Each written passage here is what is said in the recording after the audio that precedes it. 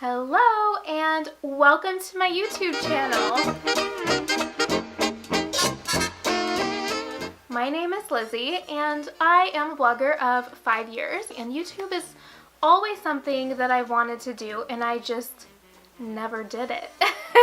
So here I am. I'm so excited to be here. Today's video is just a little Q&A so that you can get to know me a little bit better. My blog is www.LIZZIEINLACE.com. I'll leave it in the description below.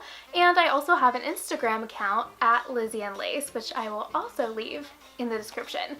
So I've been doing that for quite a while, and YouTube is just always something that I have wanted to do. It's been in the back of my mind for a really long time, but to be honest, I was really scared to start. I had so many reasons that I just pushed it back, and today I was just like, you know what? I gotta do it. A lot of you asked questions about me and also about the business of being an influencer, being a blogger, that kind of thing. So I decided that I'm going to do 2 separate Q&As.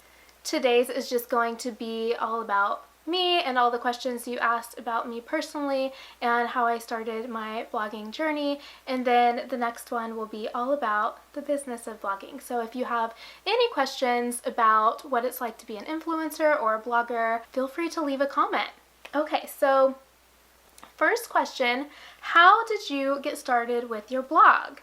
So I'll be sharing my complete blogging story in a separate video, but in short, I wanted to be a fashion designer. It is what I've always wanted to do. It is the one thing that I have worked for my entire life.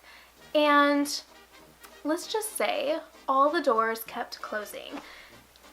I mean, door after door after door. I just could not get a break. And so I found blogging while I was actually unemployed. And I just couldn't believe that these people were sharing their style and beauty products and skincare routines and just like all about their life. And I found that so captivating and interesting. And so I wanted to do the same thing. I was an aspiring designer, and so I originally started so that I could show off my designs, and it just evolved from there. What are some of the biggest challenges that you faced with your blog? I think that one of the biggest challenges is being taken seriously. So my style is super girly and pink and ruffles and bows and headbands, and it's a little bit different. So I don't always get taken seriously in the industry because of the way I dress.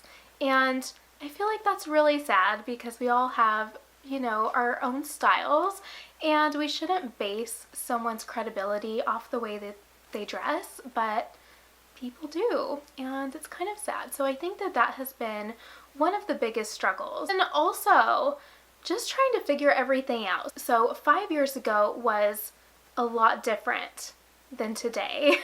Today there are so many different things out there that can help you get started. There are blogs specifically about how to start a blog, and back then it was hard to find that information, so I had to learn a lot through trial and error and just experimenting with different things, just finding out what works, what doesn't work. And yeah, it was a really hard, long journey, but it was worth it. So next question, if you weren't blogging, what would you be doing? I would be designing dresses, of course.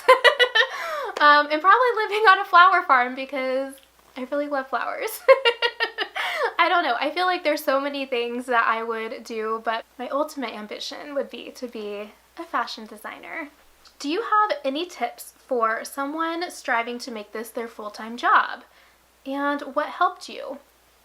So this is such a loaded question. I feel like I could dedicate an entire video to this, but I would say just be yourself, be genuine, and want to help people, because you know, people have a need. They're looking for information, they're looking to be entertained, they're looking for something, so you have to bring that to the table, but it needs to be specific enough to where you are captivating a specific audience. because you do want to have a specific audience. But, you know, there's a lot I could say about that, so I'll just stop right there. Next question, and this is really important. How do you overcome burnout? So burnout is a very real thing, and I've experienced it multiple times, but I would say last year it was rough. I was overworked, overwhelmed, and I just had way too much to do. When I started my blog, I was working 3 jobs. I was a substitute teacher, I was teaching guitar, and I owned a boutique. And then little by little, I had to let go of each of those jobs. And about 6 months ago, I went full-time. So it did take me a long time, but it was necessary, just because when you're running a business by yourself, it takes a lot out of you, and it is so easy to become burnt out and fatigued and irritable and just overwhelmed with everything. I would say for tips, it's important to recognize the signs of burnout, and when you see those signs, take a break. Stop what you're doing and just chill. And I mean it. Like, I have a hard time relaxing, but you really have to do that. So I say, stop what you're doing, take some time for yourself, just relax, give yourself a facial, watch some TV, read a book. And in the future, to avoid burnout, I would say to create a schedule for yourself. Each day you need to have some time for yourself so that you can just shut your brain off and enjoy. What has been your biggest pinch me moment? So I've had a lot. I would say the first time that I went to New York Fashion Week, it was incredible. I could not believe that I was there.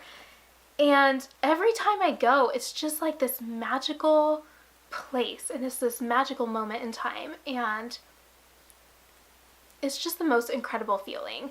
And being an aspiring designer, I always wanted to go to show my designs, and so it was kind of full circle that I went to see the designers and go as a blogger. So I thought that was really cool. And then secondly, I had the opportunity to shoot product photos for Too Faced. Too Faced is one of my favorite brands, and oh my gosh, I screamed. It was amazing. I do product photography on the side, so these were not like related to the blog at all. It was just shots purely for Too Faced, and it was for their mascara, and so that was just like a dream come true. And then the last one is a really big one. So a few years ago, I designed my own phone case, and it was super cute. It was Parisian inspired, and I still have it actually. It was amazing. It was the best opportunity. So my phone case got picked up by Walmart, Best Buy, and Lord & Taylor.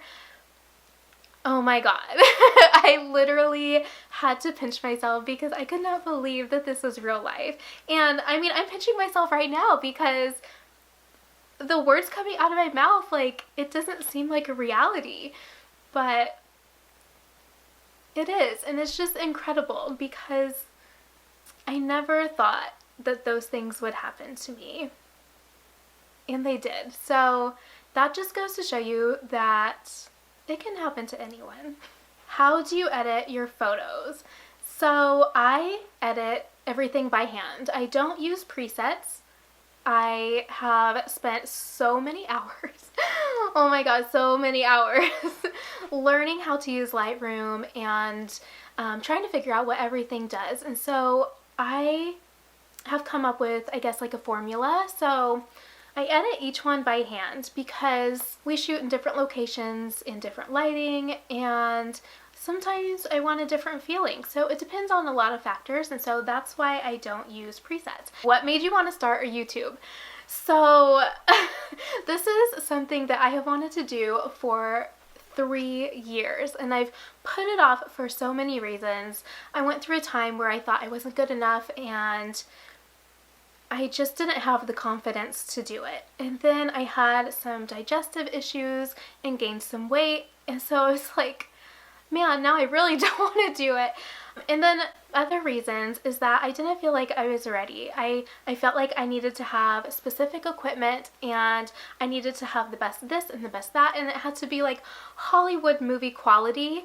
And let me tell you, I'm a perfectionist. So, I mean, all of this held me back, and it held me back for 3 years. So, when I think about it, I'm like, man, I should have started a long time ago, and I should have just jumped in, because if it's anything like blogging, you learn as you go. You're not going to know every single thing when you start. It's just one of those things that you have to kind of experience for yourself, and you learn through trial and error. But the important thing is that I did it. What is your channel going to be about? It's going to be about feminine fashion, beauty, travel, and lifestyle. So you can expect to see fashion lookbooks and some beauty tutorials, hairstyles, that kind of thing, and also skincare. I'm really big into skincare. And travel vlogs, and then also like some lifestyle stuff. How would you describe your style? I would say that it's feminine and romantic and whimsical.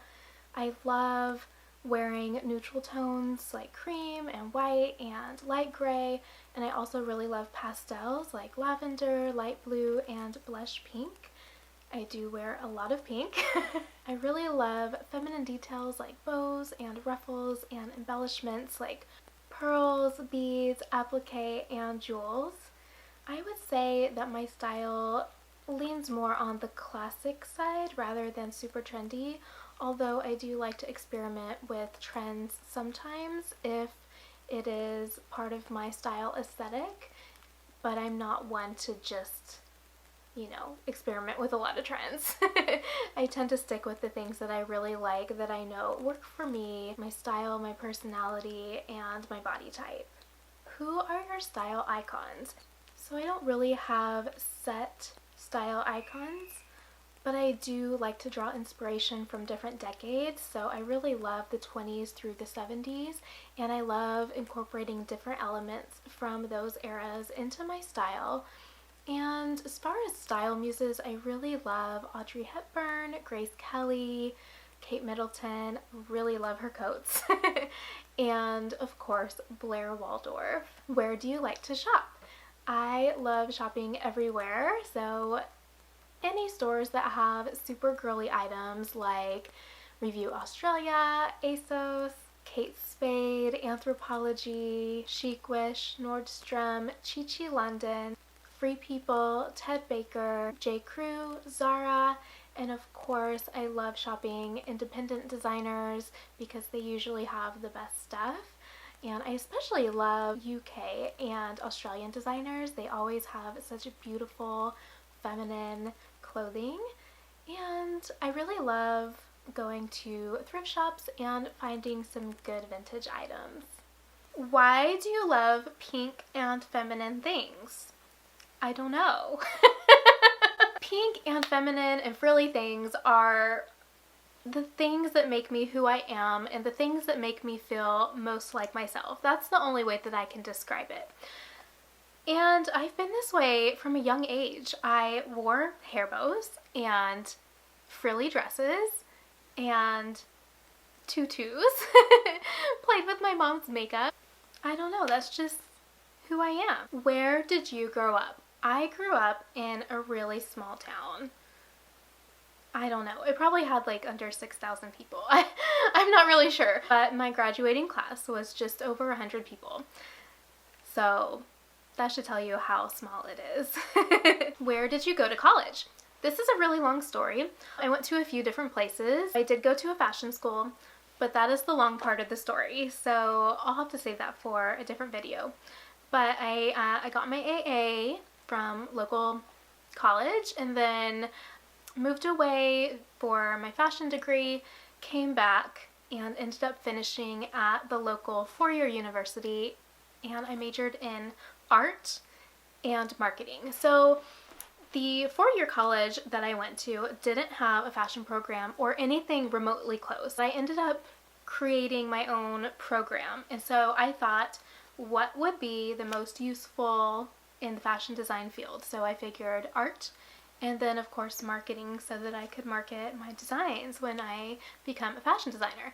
And so in art, I mainly did sketching and sculpture. I found sculpture. I had never done it before, and I made paper dresses, and so I was known as the paper dress girl, and I still have them. I'll have to do a show and tell one of these days. How tall are you? I'm 4'11". A lot of people think that I'm way taller, and my husband, who takes my pictures, he's really tall. He's 6'2". So when he takes my pictures, he has to get really, really low so that he can get a certain angle, and that angle makes me look much taller. So when people meet me in person, they're like, literally the first thing that they say is, "Oh my gosh, you're so short." What is your favorite pizza topping? Interesting question. Pepperoni and bacon. Who is your favorite Disney princess? I don't know. I love all of them for different reasons, but I really like Belle and Cinderella and Aurora. What is something that people are surprised to learn about you? Okay, so a few things. I'm a rock star. No, really, I am. People are usually surprised because I dress so girly that I'm a rocker. I love rock music, and I've been playing guitar for 18 years. Oh my gosh. I can't believe it's been that long. And I was actually a teacher for a really long time. I taught for 14 years. But anyways, I love like classic rock and metal, and let's be real, I like all music. But I like to play rock a lot. Actually, if you visit my TikTok, you can see me playing. I mean, sometimes I do it on Instagram, but I've been posting a lot of TikTok videos, so I'll leave that in the description too so that you can see my guitar skills in action. And another thing that people are really surprised to learn is that I am an adrenaline junkie. I love roller coasters. Like, the bigger and taller and faster and scarier, the better. And I've also been skydiving 7 times. The funny thing is that I'm afraid of heights. I will not even get on a ladder. Is that crazy? I feel like that's crazy. What are your most used phrases? Okay, this one's funny. I have 3, so... Oh my gosh. That's crazy. This is my jam. What is your biggest dream in life? To be a fashion designer. Okay, so that's it. Thanks so much for joining me for my very first YouTube video. Oh my gosh, I'm so excited about this. You guys don't even know. If you have any other questions, feel free to leave a comment below. I will be sure to answer them in a future video. In the meantime, make sure you subscribe so that you don't miss any future videos. I will see you guys later. Bye!